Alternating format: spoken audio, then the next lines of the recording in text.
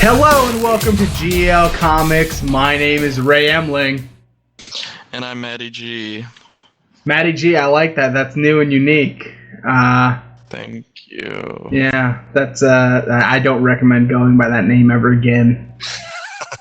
It's pretty stupid. But anyway, this is part 2. That's 2 as in like dose. Part 2 of our Mass Effect talk. What a treat. What a treat. What a treat. We came in planning for one episode and got really long-winded, and by we I mean me, and now we're here for part 2. Welcome back. Yeah, you don't really have a response to that. I was expecting you to yell at me for being long-winded, but you missed your chance. You don't I get would it. never yell at you. I would hope not. I mean, isn't the point of this show to talk? Like, why would you yell at me for talking? Usually, you talk a lot, so... I do, but that's why I'm the host. Someone's got to talk a lot. You're the host. Someone's got to talk. I'd be a terrible host. Yeah, you have a lot of in between each word you say. What everyone comes for, though. That's what everyone comes for. They do. They come for the long groaning pauses that Matty G delivers. All the moans and groans. All the moans and groans. That should be like my DJ name. All the moans and groans. When I become a DJ. Yeah, that's the... No, not all the moans and groans. Matty G. Oh no, your DJ name should be All the Moans and Groans. Yeah. Anyway, okay, part 2, Mass Effect. Let's talk. Previously, we talked about our favorite games. Matt's was Mass Effect 1, mine was Mass Effect 3, although halfway through I changed to Mass Effect 2. And we talked about our favorite parts of each of those games. So, let's jump into favorite species. And what are you doing? Are you eating the microphone? No. Okay, well, don't do that. What's wrong with you? I apologize. What is wrong with you? I'm gonna edit that out now. Come on, man. Get with it. Well, do it. I'm not gonna edit it out just so people can see how stupid you are sometimes. I'm sorry. Yeah, it's okay. I still love you. Anyway, so let's go into favorite species, and I guess we should call this favorite species / most hated species. And by hate, I mean complete genocide, like the Krogan hatred. So let's go with favorites first. So Matty G, as I'm going to lovingly refer to you as for the rest of this podcast, what is your favorite species in the Mass Effect universe? Not just main species, like in the entire universe, past, present. You want to go with something that Javik the Prothean said that we know nothing about? Go for it. You want to be a Pyjak lover? I don't care. Favorite species, make it happen. Well, first of all, Pyjaks are the devil. They are.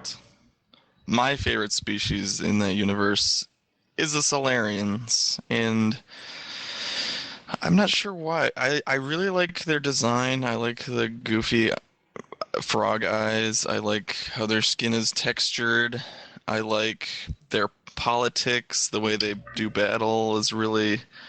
Well, it's more subterfuge and politics and diplomacy and spies and espionage, which is kind of cool because they can't really keep up with, like, Krogans and humans and Turians. So basically the Solarians are based off the French.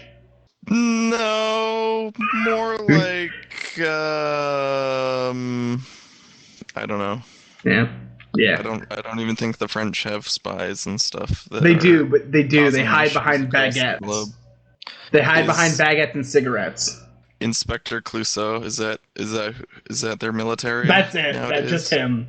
He just goes around the Pink Panther. Every country just spying on people. But the trick is, you can always trip them up if you try to get them to say hamburger. Right, yeah. That's the easiest way to get away. Yeah. So Solarians, you're a big fan of the Solarians. I am. Which is not surprising because, and I kid you not, this gentleman's name on just about everything is Frogman Bunny. So the fact that his favorite species is the frog-based species of the Solarians does not surprise me. But here's the big question. If there was a bunny-based species in Mass Effect, would it contend with the Solarians for your love? It would be pretty close. We'd have to kind of see what they were like first, but I think it'd be pretty close.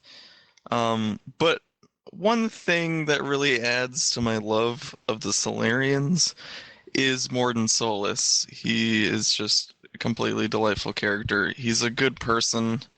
He's a funny guy when you talk to him on the Normandy, and he's just a hero. I mean, he like if he survives too, I guess this is kind of spoilers too. Yeah. Um, he'll just stop the genophage on his own. He'll go up there and stop the genophage by himself, and then get exploded and die a hero of the Krogans, which is kind of ironic since the Solarians engineered the genophage for the Turians to stop the Krogans. Yeah. Well, spoiler alert again, actually. Did you know that there is actually a way to save Morden Solus in Mass Effect 3? Is there? What? Yeah. Basically, and it's really not worth it because you never get to freaking see him again. But basically, if you decide to let the genophage, be sabotaged, when you're about to enter the Shroud facility, Morden tries to go and you try to stop him, and he kind of figures out that there's a sabotage in place. If you have a high enough Paragon or Renegade score, actually it might only be Renegade. I don't remember. I think either one works. But you can convince him that it needs to be done, and he is able to make it so, like, I don't know if you ever played with Rex in Mass Effect. I don't think you've ever sabotaged the genophage, but basically, if you sabotage it, Rex will eventually find out and basically try to attack, and you have to kill him. Rex, or I don't know, Reeve might. I've never sabotaged it with Reeve, but I sabotaged it with Rex the first time, and he tried to attack me, and I had to kill him.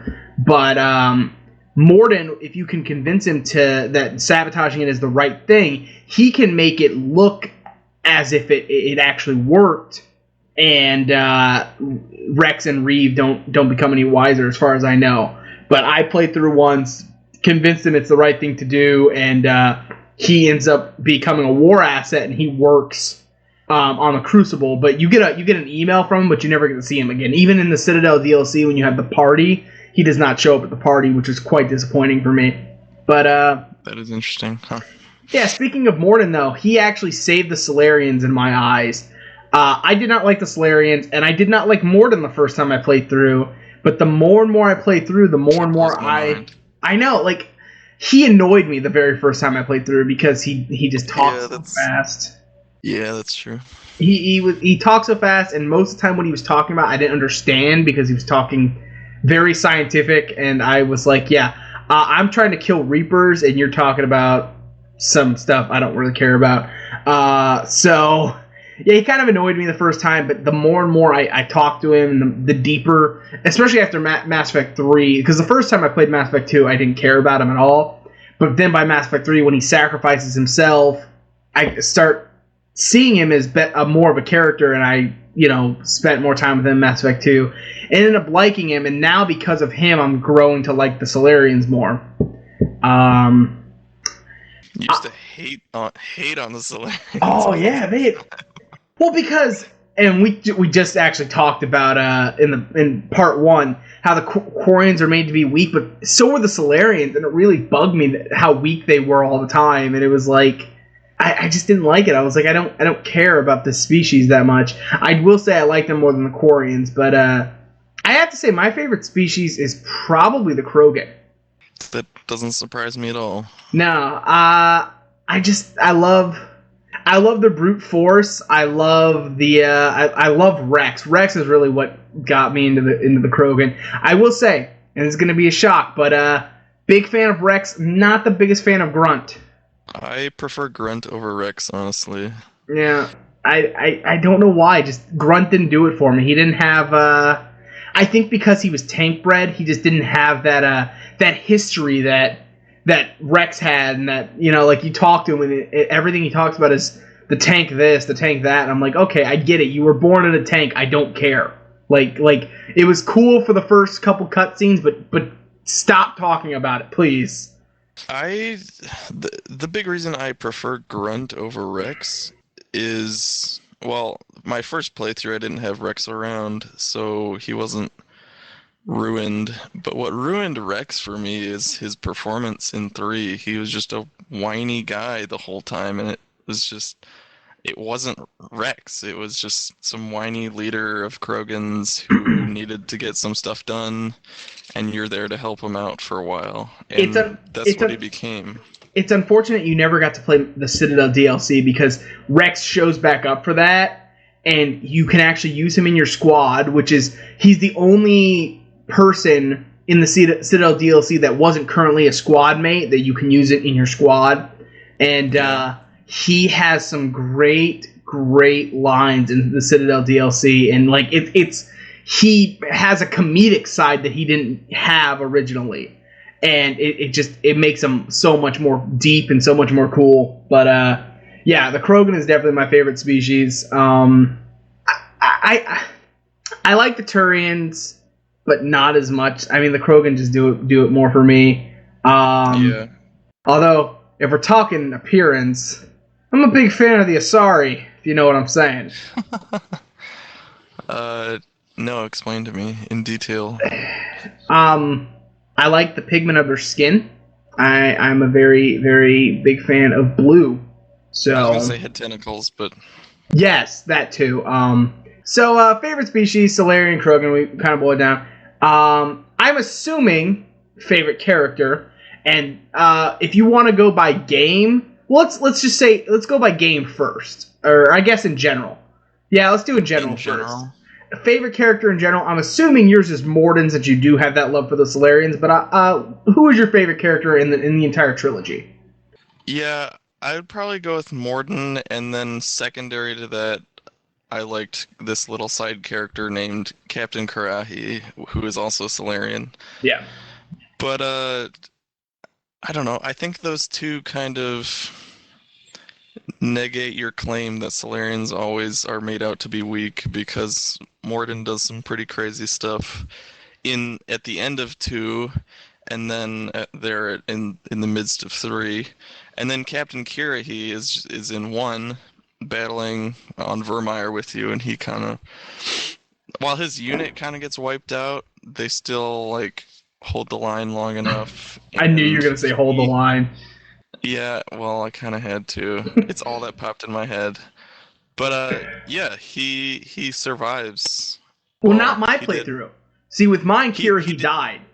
Yeah, I'm not sure what decides whether he lives or dies, but in my It's first playthrough, he survived, and he comes back in 3, and when the Solarian council member is about to get assassinated, he's the one that stops the Asian cyborg guy. Yeah, Kai Lang. Yeah, in Mass Effect 1 with Kirahi, if you listen to what they're saying on the radio, there's certain things that they say that you can fix. Like, I don't remember everything, but there's a part where he says the combat drones are about to be back online. We should take cover. When he says that, you're coming around the corner, and if you go a certain way, the combat drones are refueling, and you can take them out so they never reach Oh, Kirahi. You can also take out okay. their communications, and then the final part is that when you go inside, you can choose to let security attack them, or you deal with security yourself, and Yeah. like those kind of decisions decide whether Kirahi dies or not. But Okay. in Mass Effect 3, there's like a line of succession to save the Solarian counselor. It's Thane is the first person. If Thane didn't survive Mass Effect 2, then it's Kirahi. And I don't know what happens if you don't have either. I think he or she, depending on which council you have, but I think they die. I mean, it's always a woman though, isn't it? No, the Dalatress is always a woman, but the counselor is, if you let the original council die, the new Solarian counselor is a woman and the original is a man. Oh, that's The- right. That's yeah, right. but yeah, I don't know who, if she dies or not. I don't remember. But my favorite character, and as much as I love the Krogan and as much as I love Rex, My favorite character is Garrus Motherforgiven Vicarian. You and everyone else. Hey, hey. Wait, everyone else? Really? Everyone loves Garrus that much? Everyone loves Anguirus, man. Really? I did not know that. Yeah, he's very popular. I just he's to me he's just he's so deep. He's got so many different aspects to his character. He's probably one of the deeper characters. Mass Effect 1, you kind of learn about his father and how he followed in his father's footsteps even though he wanted to become a Spectre, and how he kind of regrets joining CSEC. Mass Effect 2, he's a freaking renegade, like a renegade cop on the edge who doesn't play by the rules, becomes Archangel. And then by Mass Effect 3, he's like your best friend. Like he's the one character in the game. Now, I don't know about FemShep because I've never played a FemShep profile, but with a male Shepard, it's just like he is the one, not only squad mate, but one character in general that you look to when you're having a tough time. And I remember correctly, I don't know for sure, but I think he is the only person that, like, everyone in Mass Effect 3 kind of comes up to you and asks if you're doing okay, and you can lie. But I think Garrus is the one you really can't lie to. Like, I think your two choices are you tell him outright, like you tell him I'm not doing well, or your other choice is I've been better. Like, he's the only person you can't lie to. And you get that brotherly bond with Garrus that you don't have with any other character in the game. So that's kind of why I like him. He's just, I didn't know everyone else liked him. I love that he's one of the only characters besides Tali that follows you in all three games, and you just build that relationship. Yeah, and you definitely see that in that little scene on the Citadel when you're like drinking brewskis on the Citadel. He's a bro. He's your bro. That's really what it is. Yo, let me shoot this can while I drank a few. Yeah, like, it's very rare in the middle of complete and utter genocide that you get a bromance going, so it's pretty sweet. But bromance is important. It is. It keeps you going. Like, who needs a paramour in Mass Effect? You just have Garrus. He's just your bro. That's all you need. All right, so we talked favorite species. Let's talk least favorite species. I want to hear this from you because we talked about species we don't exactly like, but I don't know who your least favorite is. Well, I assume we're saying sentient species. Well, correct? I know you hate Pyjax, but yeah, let's go sentient. I've always just had kind of a disdain for the Volus. They're kind of interesting, but you don't learn anything cool about them unless you like look at codexes or assets in 3. Like, they have a giant bomber fleet, which is pretty cool. They have huge economic ties, but the only stuff you learn about them through dialogue and talking to them is that they're shady and generally just annoying and shady. Yeah. They're kind of racist too. They are a little bit racist. They're really upset about their non-council status too. Which, it's nothing personal. They just couldn't afford the soapbox he would need to stand on to see over the podium. Ooh, that's a good one. I liked it. Yeah. I know. I thought you might. Originally, my least favorite was the Hanar because, as Shepard says, they are big, stupid jellyfish. But over time, I've grown to like just kind of, not really, I don't really actually like the species of the Hanar, but there's some good stories that come along with the Hanar, sorry.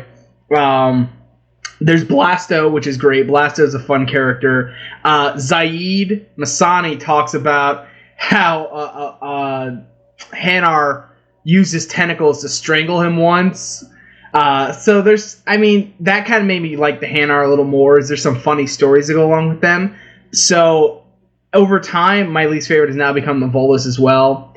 They're completely useless. There's nothing they bring to the table. I mean, yeah, they have a bombing fleet, but big deal. Like, the physically, like, they're not going to do anything. What I find funny is in the Mass Effect 3 multiplayer, there is now a Volus class. Like, you can play as a Volus, and I really want to get on there and see what that's like, because I can't imagine, like, it's got to be like Yoda in what the Knights of the Old Republic. Battlefront 2, yeah. Yeah. Yeah, like, super tiny, flying around everywhere. yeah, I can't imagine being that short and actually being able to do anything. I imagine they're just super mechanical, so I don't know. I think there's biotic too. They're really? I think so. I don't know. Maybe. Huh. I would see him as like a tech or an engineer. Yeah, well, I don't know. I haven't got to play with it yet, but I would love to see what a Volus does. But yeah. So yeah, that deals with favorite species. Let's go favorite character. Or we already did. I'm sorry. We did favorite character. I'm out of order. All mixed up. Man, I am all mixed up. I forgot that we didn't do. Sorry, I meant to do favorite species, least favorite species, and then favorite character. I'm sorry. You know what? This podcast is over. I'm walking out. I'm done. I'm tired. It's too late. He's literally going to walk out of the room. Still recording. I quit. I just, walk out. It's over. It's over, everyone. Let's go with least favorite character then. Least favorite character overall. Yeah, like which character, whether it's a main, like squad mate or. That's really easy, actually. Well, I know you hate Ashley, but I mean, just let's expound a little bit. It's not Ashley. Well, yeah, every single character in the game. Who's your least favorite? Udina. Okay, let's exclude Udina because I think everybody and their mom hates Udina. Everyone hates Udina. I'm pretty sure. Excluding Udina. I'm pretty sure the only reason they put that Cerberus coup story in Mass Effect 3 is so you could finally kill Udina. Yeah.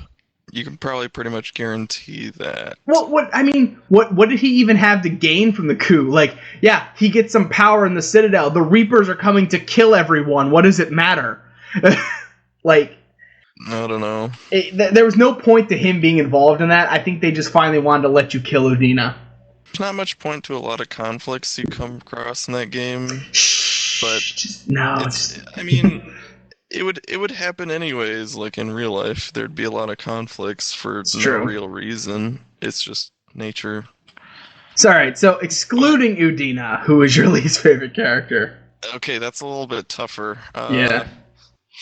One that comes to mind is Reeve. That's the one that comes to mind. I'm sure if I think about this later, someone else will pop up, but that's who comes to mind. I'm going to get so much crap for this, but Shepard. Mine... Yeah, Shepard. I hate Shepard. Shepard is terrible, even though I control him and I make all his choices. Maybe I just hate myself. No, my least favorite... I talked about in the previous podcast how I hate James Vega, but I think there's one character that bugs me even more, and that is Kaidan Alenko. You just hate biotics. I do. Dirtbag. I do. I'm a biotic in the game. I always choose Vanguard. No, he just in the first game he's just boring. There's like he's got a little bit of a backstory. Yeah, he's pretty bland. He's like Jacob. He is like Jacob, except white, and his voice just makes me want to go to sleep. Like he's just got a voice that makes me want to curl up into a blanket. But no, like he has one cool story, and it's about the time he kills his drill instructor, the Turian drill instructor, and then he doesn't expound on it. He's like, he's dead. Really? What happened next? I don't want to talk about it. Oh, come on, that's the only interesting part about you. Like, Maybe they were trying to make an easy decision later on in the game for you. Yeah, pretty much. Ashley's kind of a... Well, but, she's super racist. She's super racist. We'll go with tomboy is a nice word. She's pretty tomboyish. Sure. One time, I let Ashley die because I'd never played through with Kaidan. I wanted to see what it was like. Spoiler alert, it's really boring.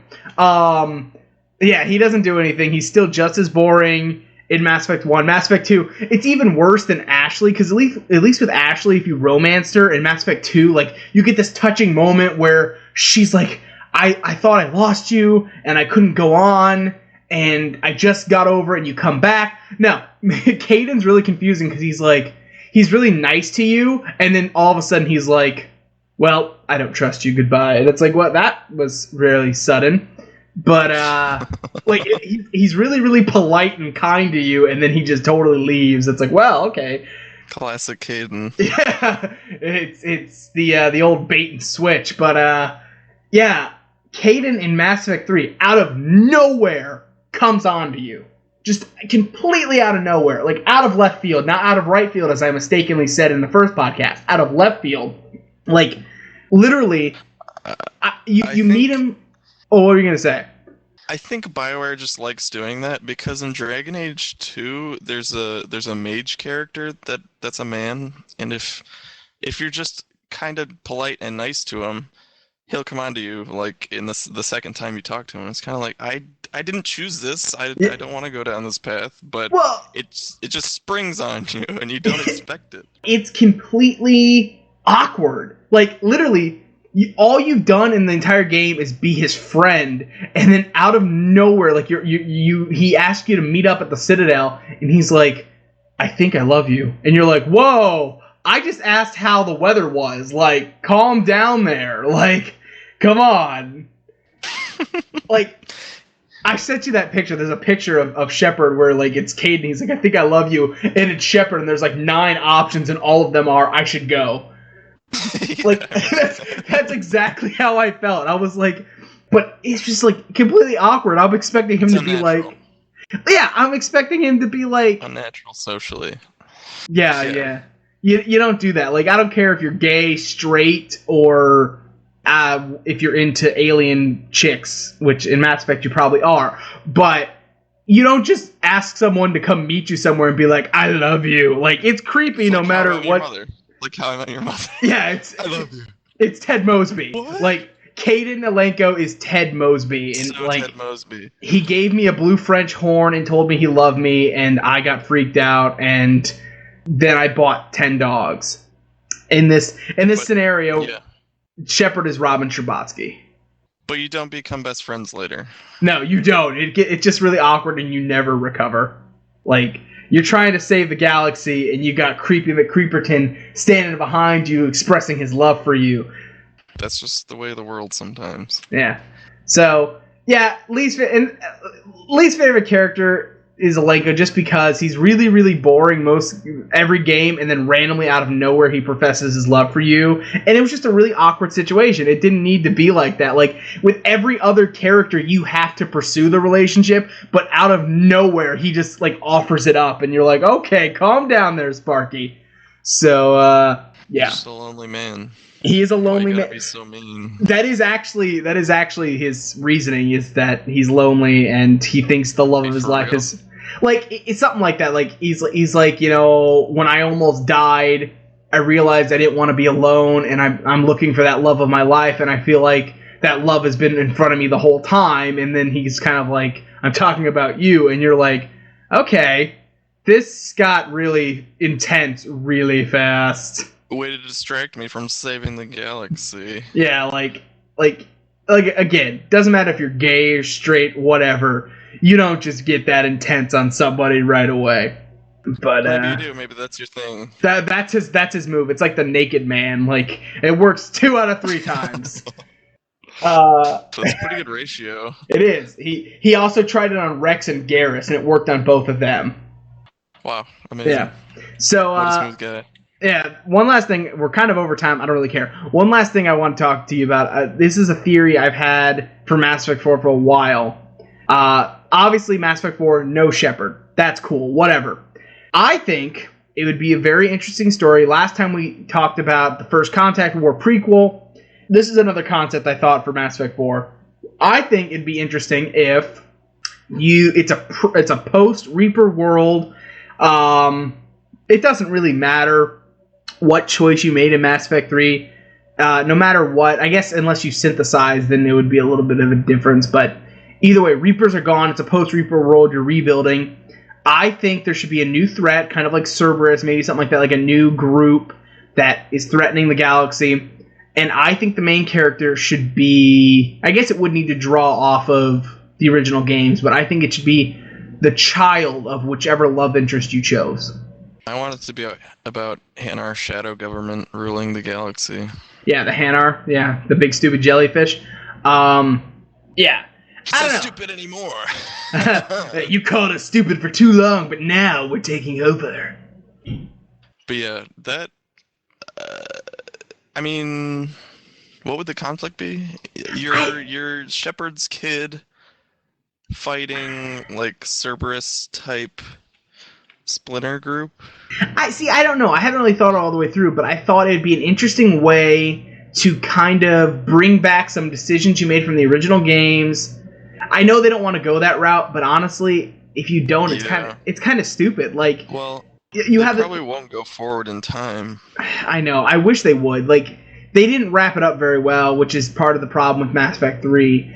I feel like if they went this way, it'd be an interesting way. Like, it wouldn't technically be Shepard, but at the same time, you would get a little more closure. You could see some of the old characters, and it'd be interesting because based on now, see, the only thing is I don't know how mating works exactly with other species. Like, and obviously if you were FemShep, I guess it wouldn't work because you probably died before you had a child. So maybe you really couldn't do that. Didn't think about that. Right.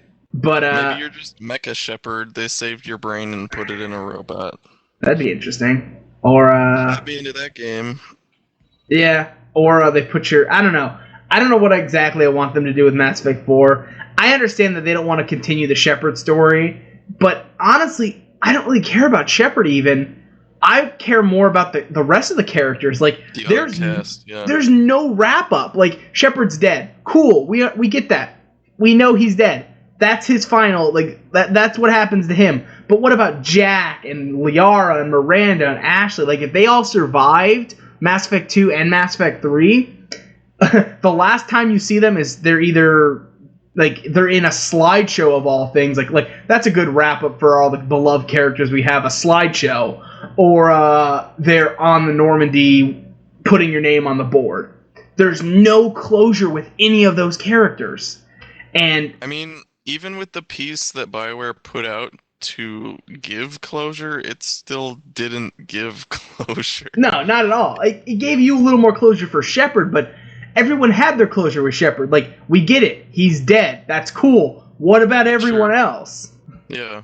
Like, especially your love interest. Like, if you spend all this time romancing someone in the game and like to find out, like, yeah, they're alive, but what happened to them after that? Like, it would be kind of suck to find out, like, oh, they moved on 2 weeks later and got married to someone else. Liara became a puppet of the Hanar shadow government. I wonder if they pop. Like, I wonder if you touch them, if those. That's a good question. They're probably just like. Because they're like what? They're like 94% water, aren't they? I don't really understand. Do they float? Do they stand on their tentacles? They stand on their tentacles, right? They do, but most times in the game, it looks like they're floating. It's probably like the consistency of like an octopus or a slug or something like that. Yeah. They probably don't pop, but they are probably very membranous. I feel like we need to go find a Hanar and try and pop them and see what happens. For science, of course. I'll bring a giant pin. I'll bring a gun. Probably better. That's probably for the best. I feel like they're probably like the gas bags from Mass Effect 1. Like, you shoot them and they just... Bleh! Oh my gosh. Yeah. Those are awesome. Yeah, those are... I'm not gonna lie. Like, my Shepard was probably gonna end up being a serial killer. Like, the first thing I did in Mass Effect 1 was like, oh, can I shoot these animals? All right! Yeah. Well, that's all we have time for today. I try to end every show on the most shocking moment I can. That was pretty jarring for me. Yeah, I know. You're traumatized now, but I usually am. Yeah, but anyway, it's that time again. Time to wrap it up. And for G.E.L. Comics, I'm a big stupid jellyfish. And I am FemShip. Have a good night, everyone.